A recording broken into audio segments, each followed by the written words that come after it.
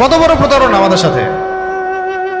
90% মুসলিম আমি, তাহলে তো আমার কথা এখানে দাপটের সাথে মানতে হবে নাকি? কথা তো খুব সিম্পল। আমার জায়গা, আমার জমি, আমার দেশ, আমার বাড়ি, আমার জাতি, আমরা মুসলিম, তাও আবার সংখ্যাগরিষ্ঠ, তারপরে আমরা দাসত্ব করতেছি পশ্চিমাদের।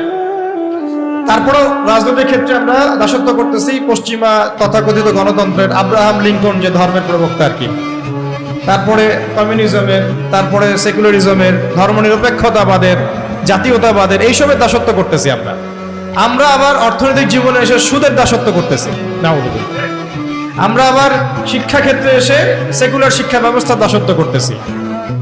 সমাজ ব্যবস্থায় এসে যত রকম কুফরি, শিরক এবং জাহালাত, এগুলোর দাসত্ব করতেছি।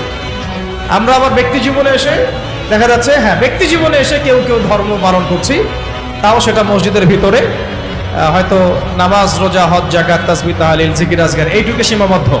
ইসলামকে যখন আমরা বলছি ইসলাম শিক্ষায় থাকবে, সমাজে থাকবে, সংস্কৃতিতে থাকবে, অর্থনীতিতে থাকবে, রাজনীতিতে থাকবে, তখন তারা আমাদেরকে আবার বলছে আমরাই জঙ্গি, সন্ত্রাসী, মৌলবাদী।